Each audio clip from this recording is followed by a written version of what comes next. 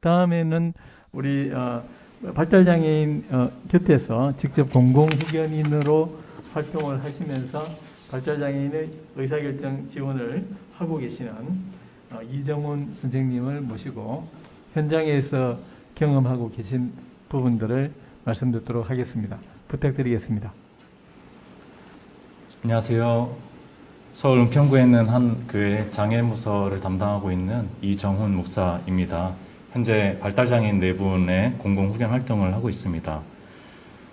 발표를 위해서 목차를 간단히 보여드리도록 하겠습니다. 특별히 AAC 이미지를 좀 넣어봤고요. 후견 활동 경험 속에서 제가 있었던 주요 감정들을 간단하게 좀 표현해 보았습니다. 첫 번째는 물음표였고요. 두 번째는 이제 느낌표, 안다는 거죠. 세 번째는 쉼표, 좀 쉰다라는 의미가 있고요. 또 큰 따옴표, 의사소통해요 라는 그런 의미로 4가지의 목차를 가지고 좀 진행해 보려고 합니다. 현재 4분의 피후견인의 장애와 후견 심판일은 다음과 같이 나와 있습니다. 모두 지적장애인분들이고, 한 분은 연로한 부모님이 계셔서 부모님과 함께 살아가고 계시고, 3분은 독거 생활로 지역에서 자립하여 살아가고 있는 그런 분들입니다. 그 중에서 가장 오래 후견 활동을 한 분을 중심으로 사례 발표하도록 하겠습니다. 첫 번째는 물음표입니다. 몰라요. 몰라요. 공공후견 제도에 대해서 알기도 전에 피후견인과의 관계성 속에서 자연스럽게 활동하게 되었습니다. 처음으로 후견 활동을 하게 된 피후견인의 사례를 말씀드리면은 지역사회에서 방황하고 자리를 못 잡고 있던 중에 교회에 오게 된 것이 계기가 되었습니다. 이 피후견인의 삶의 형편들을 확인하기 위해서 여기저기 알아보고 방문하던 차에 공공후견 제도를 담당하는 기관을 만났고, 이를 통해서 공공후견인으로 활동하게 되었습니다. 피후견인은 낡은 자전거를 타면서 소위 실직자처럼 보이는 모습으로 처음 만났습니다. 주거지가 불분명했고요. 보호자가 전혀 없었습니다. 기억력과 자기 표현에 어눌한 이분에 대해 이것도 비교적입니다. 비교적 정확한 정보를 아는 것도 만만치 않은 그런 일이었습니다. 제가 공공후견 제도를 아는 것도 아니었고 후견 양성교육을 받은 것도 아니었는데, 전혀 후견인으로서 준비가 되지 않았을 그때 이 제도에 예기치 않게 뛰어들게 되었습니다. 아마도 어떤 후견인 분들은 그렇게 뛰어들지 않았을까 생각을 해봅니다. 그런데 지나고 나서 생각해 보니까 후견 활동 시작에서 중요한 것 중에 하나는 피후견인에 대해서 조금 더 알려고 하는 이 마음가짐과 태도였다라는 생각을 해봅니다. 이 시간들이 너무나 소중했다라는 것을 새삼 느껴요. 지금 이렇게 하라 그러면은 못할 것 같아요. 근데 그때는 그 마음이 굉장히 커서 그렇게 알아보려고 하고, 또 이 사람이 어떤 사람인가, 이런 마음들이 참 소중했다라는 생각이 듭니다. 이 시간들을 통해서 많은 부분을 소통하고 교감할 수 있었습니다. 두 번째는 느낌표, 알아요. 조금씩 이제 알아가는 겁니다. 공공후견제도에 들어가기 위해서 제출해야 할 피후견인의 서류들을 이제 준비하다 보니까 피후견인의 아버지가 돌아가시고 나서 몇 년이 안 됐는데 그 사이에 전입을 너무 많이 한 흔적을 발견하게 됐습니다. 주거지의 어려움과 한 곳에서 자리 잡지 못하고 방황했다는 것을 알게 된 거죠. 그래서 그 방황의 중심에 고인이 되시는 아버지 지인이 있었고, 친구분이 있었고, 같이 일했던 분이 있었다라는 거예요. 우리 교수님들도 얘기해 주셨는데 인적 네트워크가 너무나 중요하구나, 이 사실을 좀 알게 됐어요. 그 언저리에서 이렇게 돌아다니고 있었더라고요. 근데 한 곳에 정착하지 못하고 여기저기 움직이면서 돌아다녔다는 것을 발견했습니다. 정말 지역사회의 인적 관계와 체계는 중요한 것 같습니다. 그래서 피후견인에게 가장 신경을 쓴 부분은 바로 거주지, 집에 대한 영역이었습니다. 거주지를 위해서 보증금 저축을 위한 통장 및 금전 관리가 필요했습니다. 그래서 주로 이 부분을 합의하에 잘 해보려고 노력했습니다. 쉽지 않았습니다. 정말 쉽지 않았고, 이 부분이 이제 자리 잡기까지 사실은 몇 년이 걸렸습니다. 감사하게도 전입을 그렇게 많이 하셨던 피후견인이 이 지역에서 가장 오랫동안 살게 되었고, 얼마 전에는 이전에 살던 집보다 나은 집으로 이전을 할 수 있었습니다. 좁디 좁은 고시원에서 반지하 정로의 원룸으로 이전하였다가 얼마 전에는 옥탑 원룸으로 이전을 한 것입니다. 결코 쉽지가 않았습니다. 우리에게는 어렵지 않은 일 같지만 사실은 쉬운 일이 아니었습니다. 은행에 가서 통장도 만드는 것을 같이 해야 되고, 또 부동산에 가서 임대차 계약서도 작성해 봐야 되고, 또 주민센터에 가서 전입신고도 해봐야 되는 이 일련의 과정들이 절대 쉽지가 않았다라는 것입니다.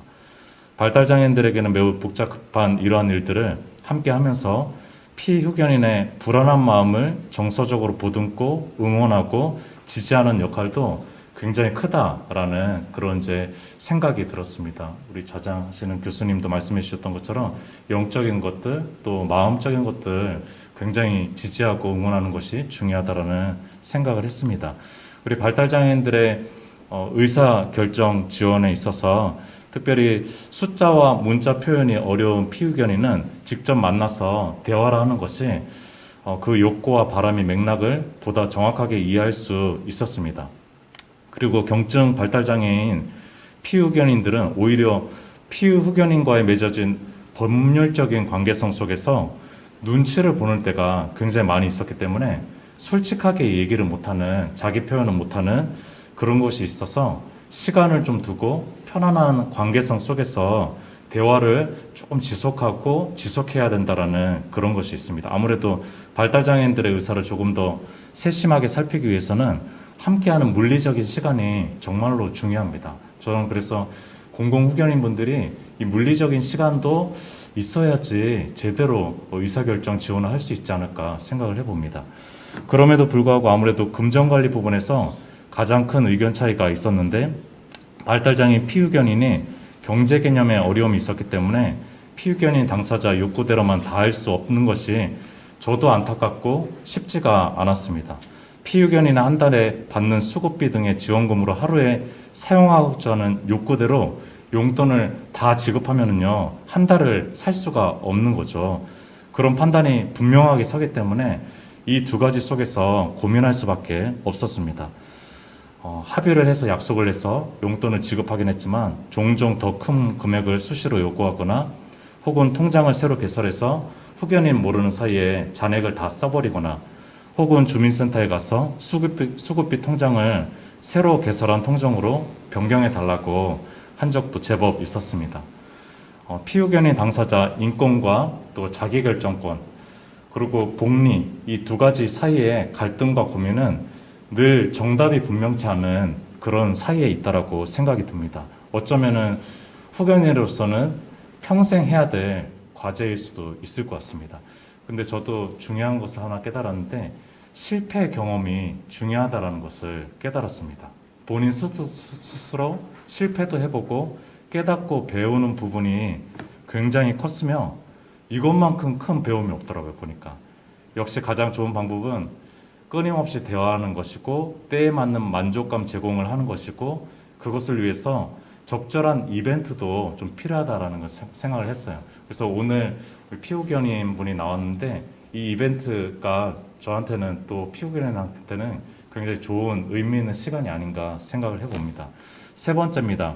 쉬어요 쉼표입니다. 발달장애인들과 동행은 마침표가 없다는 것을 점점 느낍니다. 마침표가 아니라 쉼표더라고요. 잠깐 이렇게 좀 쉴 수 있어요. 그럼에도 보람 있었던 일도 참으로 많음을 느낍니다. 많이 부족하고 앞으로 많이 배우고 도전해야 할 후견인은 저에게 보건복지부 장관상 수여자로 추천을 해주셔서 받게 됐는데 그 시상 자리에 피후견인 한 분과 함께 제가 스스로 이제 원해서 사실은 이 피후견인 분 때문에 제가 이제 상을 받은 거니까요. 그래서 관련 기관에 참석 요청을 했는데 흔쾌히 허락해 주셨고 함께 참석하게 되었습니다.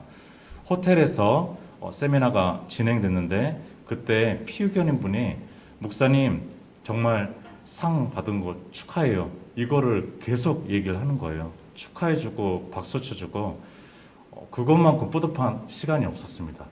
모든 게 좀 서운하고 또 힘들고 그런 시간들이 다 녹아져 내리는 그런 시간이었습니다. 눈에 보이는 이런 상이 아니라 순수한 발달장애인들의 특유의 솔직함과 순진함과 단순함과의 동행은 또 저를 되돌아보게 했고 자신이 내면적으로 성장하게 되는 제 스스로가 성장하게 되는 그런 시간도 사실은 되었습니다. 굉장히 큰 보람이 있습니다. 피후견인의 의사결정에 있어서 크게 기억에 남는 에피소드 하나는 피후견인에게는 정말로 중요한 의사결정 공공후견 연장 심사를 은평구청에서 진행했습니다. 개인적으로 앞으로 저는 피후견인의 후견 활동을 해도 되고 안 해도 저는 이제 목회자로서 섬겨줄 마음이 있어서 이 부분만큼은 피후견인에게 전적으로 맡기고 싶었습니다. 이 의사결정에 있어서는 심사가 진행됐는데 피후견인에게 이제 심사하는 분들이 계속 목사님이 후견인을 하면 좋겠어요라고 물어봤어요. 근데 질문을 던졌는데 아무 대답을 하지 않는 거예요. 여러 가지 마음이 있었던 것 같아요. 몇 차례 그분들이 목사님이 후견인을 계속 했으면 좋겠어요? 라고 물어봤는데 대답이 없어서 제가 피후견인 등을 토닥토닥 해줬습니다. 편안하게 대답하면 돼. 괜찮아. 편안하게 대답하면 돼. 근데 이 순간 피후견인이 아빠 하면서 펑펑 눈물을 흘리는 거예요. 아빠 하면서 아빠가 이제 몇 년 전에 돌아가셨으니까 아빠 하면서 펑펑 눈물을 흘리더라고요.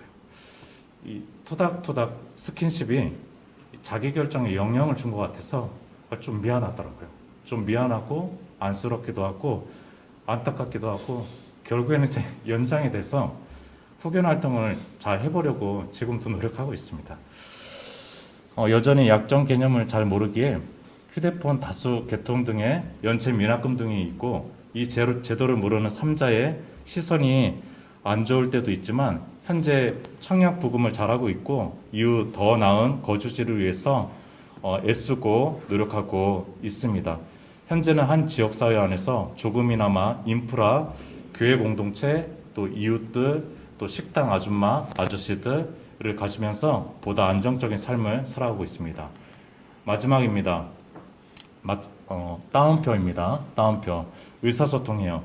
결국 앞으로도 조금 더 존중하는 거리 안에서 다양한 방법으로 대화하는 것이 가장 중요한 것 같습니다. 그리고 혹시나 의사결정이 일치하지 않았을 때 이런 고민을 잘 들어주고 비자인에게도 어려운 법률적인 문제나 행정적인 어려움의 문제가 있을 때 해결 방안을 고민하고 확인할 수 있는 하나의 채널이나 기관이 있으면 좋지 않을까 생각을 해봅니다. 물론 너무나 많은 사례가 있기 때문에 말처럼 쉽지는 않을 것 같습니다. 저 개인적으로는 변화하는 사회복지 제도와 서비스와 법률 등을 끊임없이 이해하고 공부해야 할 필요가 있는 것 같습니다.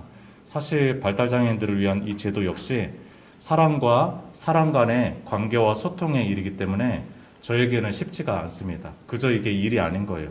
특별히 저에게 이 활동은 발달장애인들을 위한다는 것이 무엇일까 끊임없이 고민하게 됐고 이 고민이 발달장애인들이 사회와 일상에서 조금 더 힘있게 살아가게 되는 정말 소중한 고민이라는 생각을 해봅니다.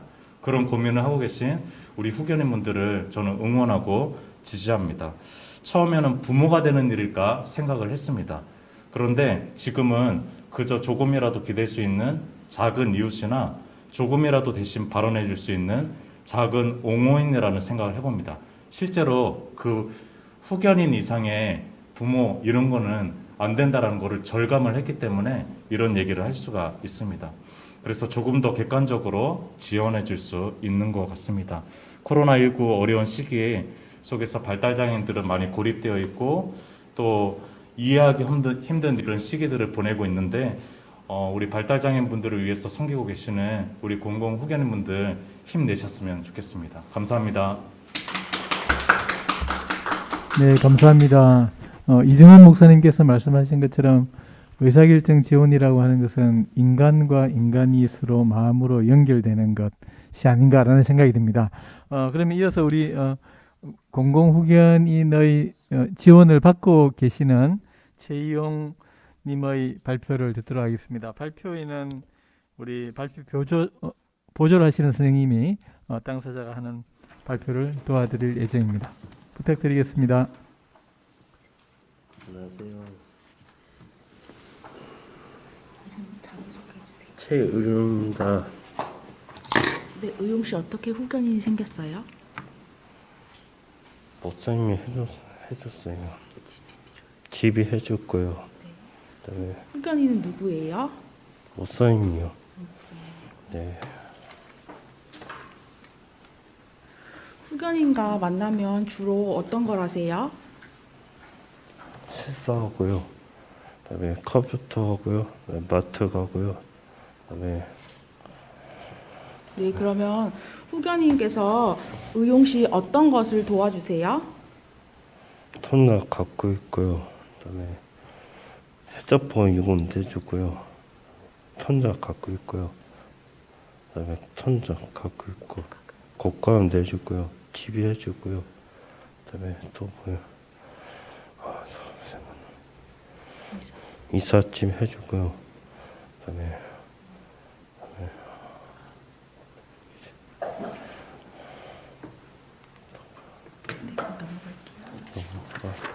의용 씨 후견인분 일주일에 얼마나 만나세요? 몇 번 만나세요? 일요일에 한 번이요. 네, 전화는 맨날 하신다고 들었는데 전화 매일 하세요? 네, 가끔 한 번. 가끔 한 번 하시는 네. 거고. 그러면 후견인분이랑 만나고 통화를 하면 의용 씨 기분 어떠세요? 기분이 좋았는데요. 기분 좋으세요? 네. 그러면 후견인분이 의용 씨 말한 대로 잘 도와주시나요? 많이 도와주면 좋죠. 그러면 월세나 공과금을 내고 나서 의용 씨한테 어떻게 알려주세요? 문자만 보여줘요. 전화해주고요. 혹시 공공견인과 생각이 다를 때도 있었어요? 다 떠드는데 다 똑같았어요? 네. 그러면 후견인이 나를 도와줬을 때 제일 기분이 좋았던 일은 언제였어요? 집 줘가 파티 줘가지고요. 파티랑 집을 이사를 해서 파티를 했다고 그러셨는데 네. 맞아요? 맞아요. 네. 그러면 후견인이 나를 제일 도와줬을 때 가장 속상했을 때가 언제였어요, 의용 씨? 핸드폰. 네. 네. 의용 씨가 핸드폰을 많이 만들어서 울었어요. 뽀뽀. 후견인분이 속상했을 때 울었어요. 예. 네. 그러면 후견인이 언제까지 의용 씨를 잘 도와주면 좋겠어요? 많이 도와주면 많이 계속 도와주면 좋겠어요? 예. 의용 씨 발표 끝났어요? 예. 할 말 더 있을까요?